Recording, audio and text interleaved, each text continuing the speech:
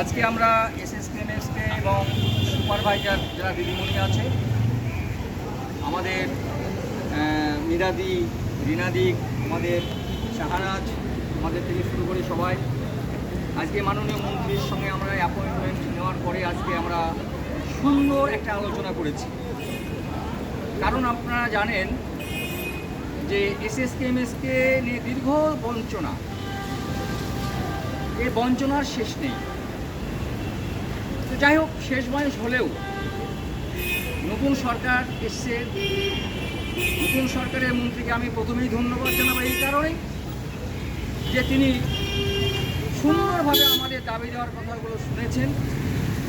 আমি ওনাকে বলেছি যে এসএসকেএমএসকে গভর্নমেন্ট এডেড স্কুল 2010-এর 31শে ডিসেম্বরের পর কোনো নিয়োগ নেই। তদানীন্তন সরকার 2013 সালের একটা ক্যাবিনেট ডিসিশন নিয়েছিল যে এসএসকেএমএসকে প্রাইমারি বোর্ড এবং সেকেন্ডারি বোর্ডের অধীনে অনুমোদন দেয়নি। 2017 সালে আমাদের সারা পশ্চিমবাংলার এসএসকেএমএসকে শিক্ষকদের ডিএলএডি ট্রেনিং করানো হয়েছিল। 2018 সালে আমাদের শিক্ষা দপ্তরে নিয়ে আসা হয়েছিল, কিন্তু বাস্তবে দেখা গেল সেই জায়গায় আমরা পড়ে আছি। 2020 সালে একটা ক্যাবিনেট ডিসিশন নেওয়া হয়েছিল যে এসএসকেএমএসকে সুপারভাইজার থেকে শুরু করে সমিতি এডুকেশন অফিসের সকলকেই একটা স্ট্রিমে নিয়ে আসা হবে। এই বিষয়গুলো মাননীয় মন্ত্রীকে সুন্দরভাবে আমরা বলেছি এবং রেফারেন্স দিয়ে আজকে উনি শুনেছেন এবং উনি যে আশ্বাসটা দিয়েছেন যে এসএসকেএমএসকে শিক্ষক নিয়োগটা উনি কীভাবে করবেন না করবেন তার একটা রূপরেখা উনি তৈরি করছেন। এক, দ্বিতীয় নম্বর হচ্ছে যে বেতন বৃদ্ধির যে বিষয়টা উনি তো পরিষ্কার বলে দিলেন যে বেতন বৃদ্ধি আপনাদের হবে, কোনো সন্দেহ নেই, এটা নিয়ে একটু অপেক্ষা করুন।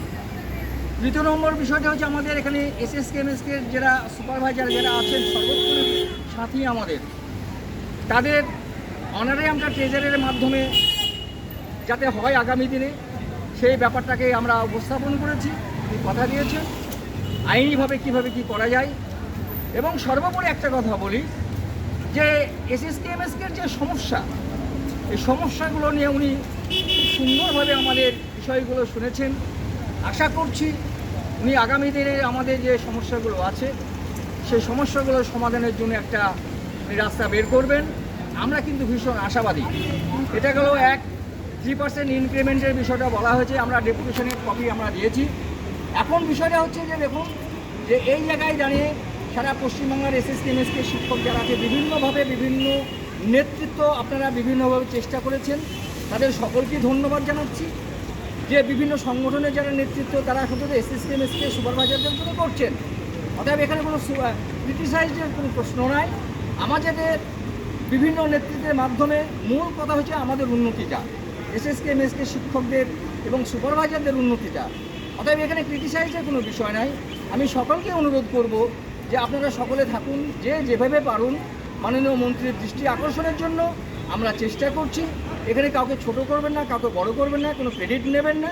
তবে যেটুকু আমরা মনে করলাম যে আমরা শেষ বয়স হলেও পেনশন থেকে শুরু করে যে বিষয়গুলো আলোচনা করেছি এটা অনেকটা হলেও আশার আলো আমরা দেখতে পাচ্ছি।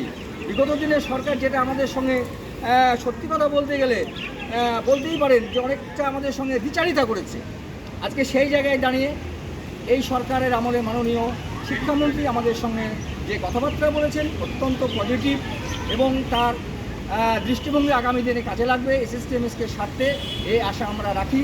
সকলে ভালো থাকুন, সুস্থ থাকুন।